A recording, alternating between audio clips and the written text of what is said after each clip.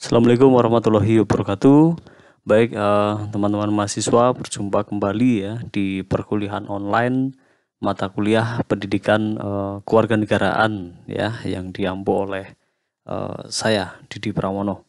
Baik, pada kesempatan kuliah online berikutnya ya kita akan diskusi tentang hak asasi manusia.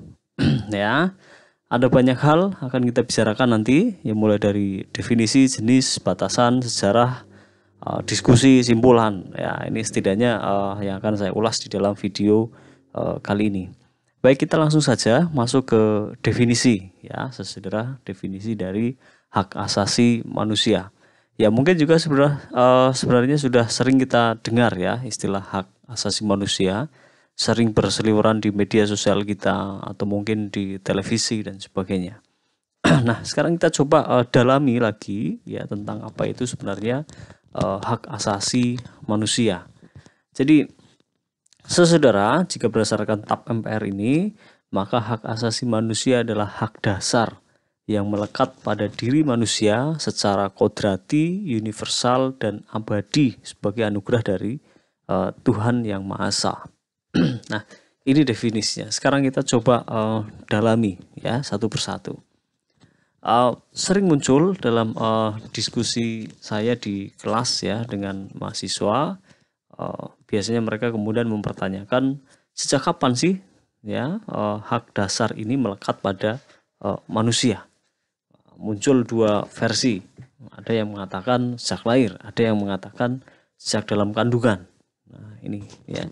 Sebenarnya kapan sih sebenarnya kemudian Tuhan itu menganugerahkan pada kita? Nah, saya jelaskan dengan sebuah contoh ya. Jadi misalkan begini, ya ini amit-amit jabang bayi ya. Misalkan ada perempuan yang kemudian hamil di luar nikah. Tapi karena malu ya, tidak ada suami, tidak ada ayah biologis dari si calon anak ini. Nah, kemudian dia memutuskan untuk aborsi secara ilegal. Nah, apakah ini kemudian bisa diproses secara hukum? Jawabannya adalah bisa. Ya, karena ini adalah tindakan ilegal, ini tindakan menghilangkan hak hidup. Ya. Nah, jadi sudah terjawab dari contoh kasus ini. Ya, kapan sebenarnya hak itu dilekatkan pada manusia? Ya, sejak manusia itu kemudian berada di dalam rahim sang ibu. Ya. Nah, dia sudah punya hak hidup, sudah punya hak untuk dilindungi, hak atas rasa aman dan sebagainya. Ya, inilah kodrat Tuhan. Ya, inilah anugerah Tuhan kepada kita semua sebagai makhluk ciptaannya. Ya, saudara ya. Nah, selanjutnya kita bahas poin berikutnya yaitu tentang sifat HAM yang universal. Ya. Jadi dimanapun itu yang namanya membunuh orang, menyiksa orang, ya itu yang melanggar HAM. Tidak hanya di sini, tidak hanya di Eropa, tidak hanya di Timur Tengah, tidak hanya di Amerika, di Afrika ataupun belahan dunia yang manapun itulah. Ya, tindakan-tindakan itu, ya membunuh orang, menyiksa orang itu yang melanggar HAM. Ya, abadi karena ya dari dulu sampai sekarang tindakan-tindakan itu yang melanggar HAM. Nah, inilah ya saudara tentang hak asasi manusia. Kalau kita jelaskan secara lebih rinci lagi, ya.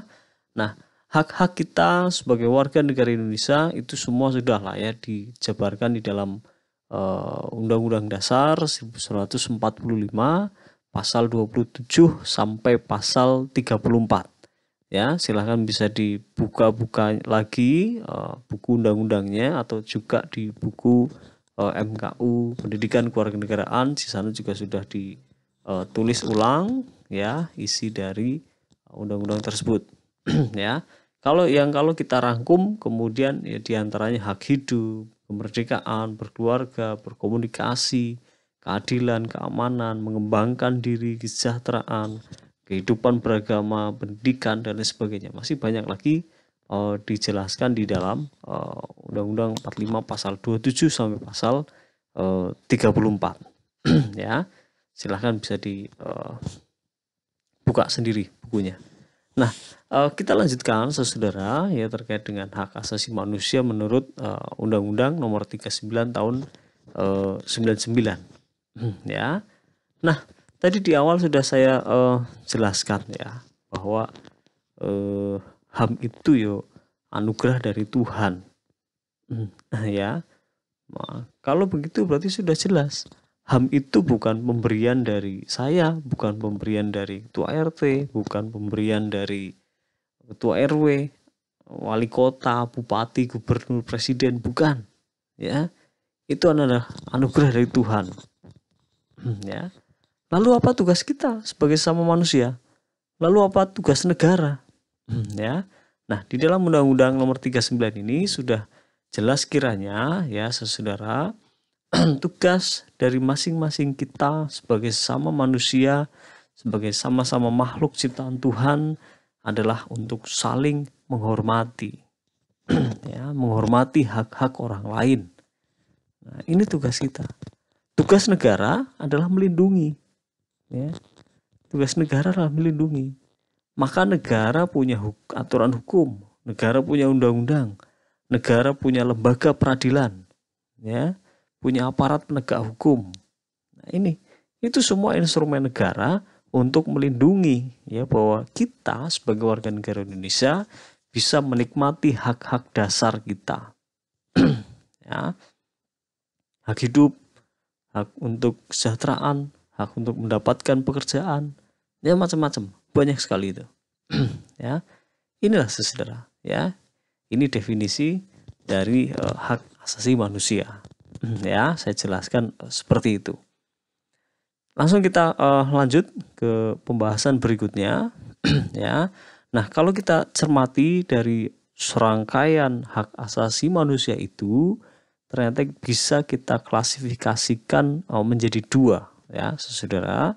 Yang pertama adalah derogable right, ya, yaitu hak asasi manusia yang dalam keadaan memaksa ini boleh diabaikan. Contohnya adalah hak berserikat dan berkumpul.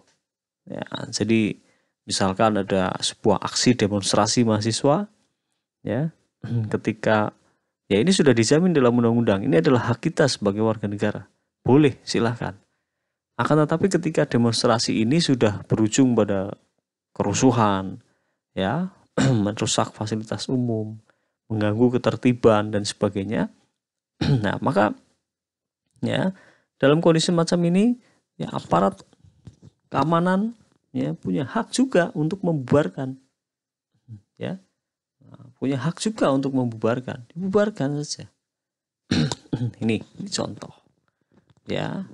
Untuk misalkan juga ini ya kebebasan berserikat berkumpul.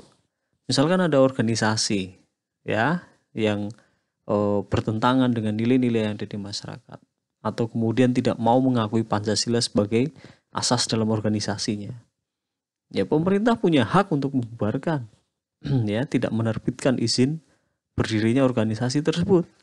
Ya, di Indonesia sudah ada beberapa organisasi yang dinyatakan terlarang di Indonesia. Nah, ini ya. Ini saudara, itu adalah hak mereka untuk berorganisasi.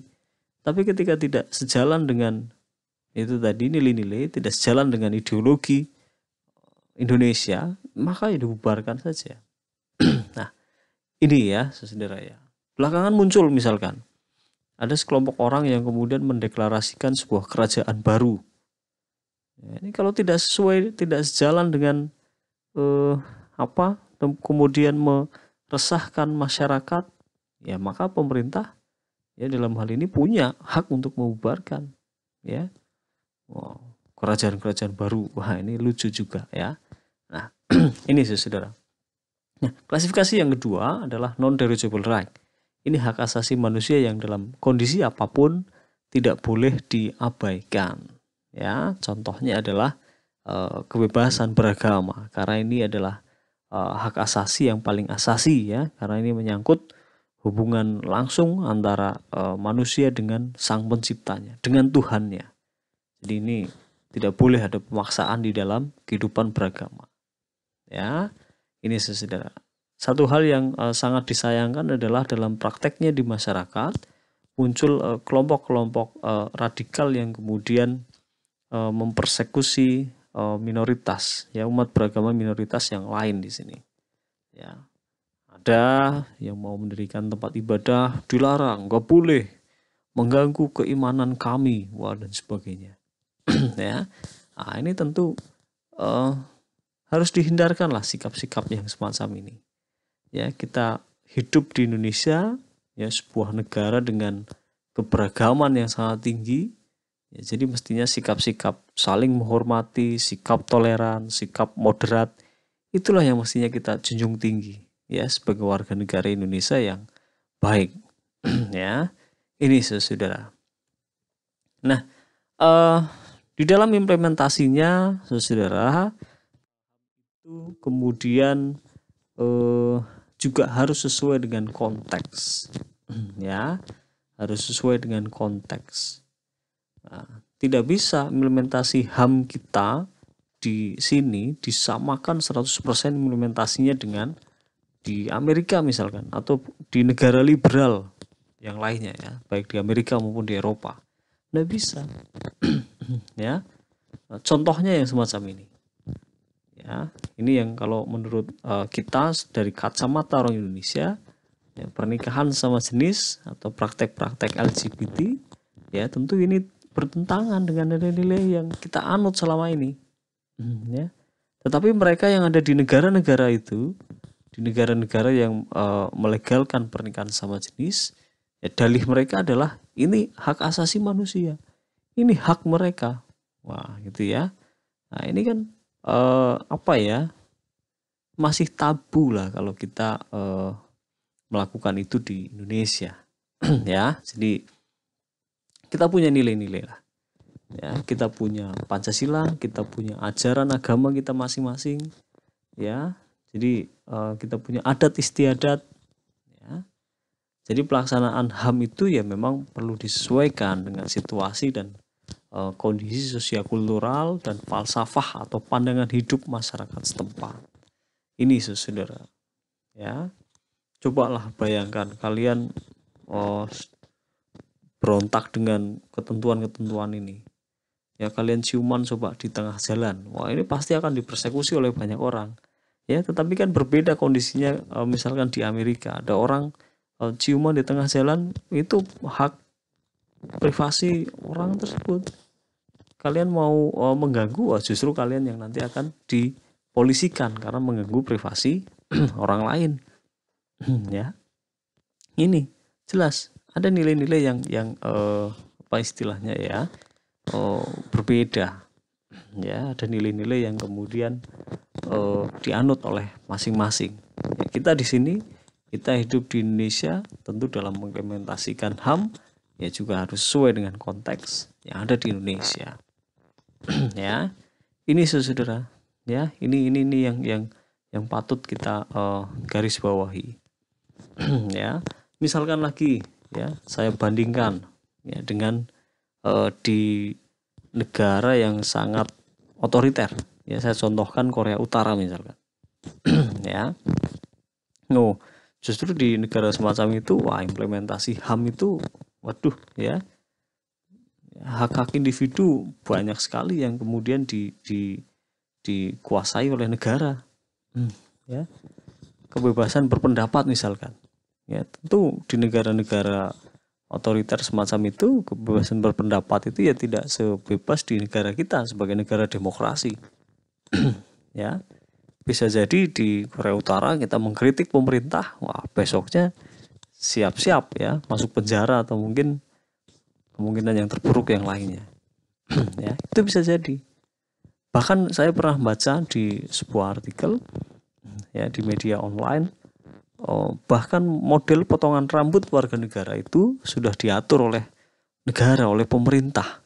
Wah, ini ya, ini tentang bagaimana hukum negara, ya, itu masuk sampai ke ruang yang paling privat sekalipun dari warga negaranya. Nah, ini ya, tentu sedikit sekali ruang gerak, ya, tentu sedikit sekali hak-hak individu yang bisa dinikmati oleh warga negara di Korea Utara, ya, negara yang sangat otoriter. kalau kita lihat dari kacamata kita.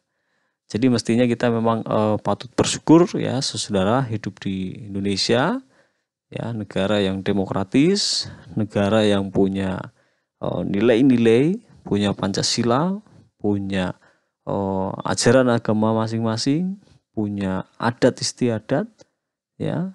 Nah, ini kita patut bersyukur dengan semua itu. Ya. Nah, itu saudara ya, setidaknya dasar-dasar tentang hak asasi manusia ya. Nah, berikutnya ya ini tentang catatan sejarah ya, tentang bagaimana perjuangan hak asasi manusia itu. Ya silahkan ya, apa istilahnya, kalian juga bisa belajar secara mandiri untuk lebih detail lagi tentang sejarah ini ya, karena kalau dijelaskan di video ini nanti akan sangat panjang sekali videonya ya. Bisa jadi kalian sudah bosan sendiri untuk mendengarkan menyimak video ini. Ya, ini saya gambarkan secara umum saja ya. Ada beberapa catatan ya terkait dengan tonggak sejarah penegakan HAM itu ya, diantaranya Magna Carta, Bill of Rights, Declaration des Droits de l'Homme et du Citoyen ya di Prancis, Bill of Rights for Freedom ya. Ini silahkan ya. Yang jelas dokumen-dokumen sejarah HAM ini ya bermula dari sebuah ketidakadilan, bermula dari sebuah tidak dihargainya hak-hak individu, hak-hak seseorang ya. Lalu kemudian muncul gerakan sosial, lalu kemudian lahirlah sebuah dokumen-dokumen tentang hak asasi manusia. Ya, detailnya silahkan dibaca masing-masing ya. Tentu masing-masing dokumen memiliki cerita sejarah yang sangat panjang ya. Nah, juga tentang bagaimana fenomena perang itu juga memunculkan ya, perang dunia ya yang saya maksud dalam hal ini ya, perang dunia.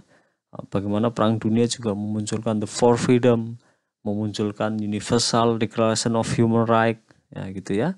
Itu silahkan bisa ditelusuri di buku ya, sehingga akan lebih detail lagi ceritanya.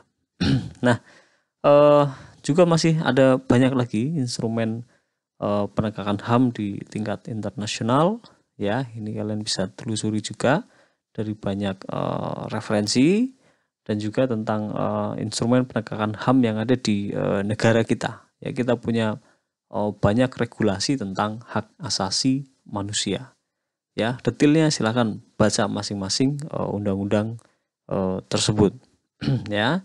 Silahkan diskusikan saudara ya terkait dengan materi kita pada video kali ini di kolom komentar yang ada di bawah ya. Silahkan bisa juga kalian memunculkan sebuah topik diskusi, nanti kita bahas bersama-sama. Terima kasih saudara ya, materi tentang HAM cukup sampai di sini. Sekian dari saya. Wassalamualaikum warahmatullahi wabarakatuh.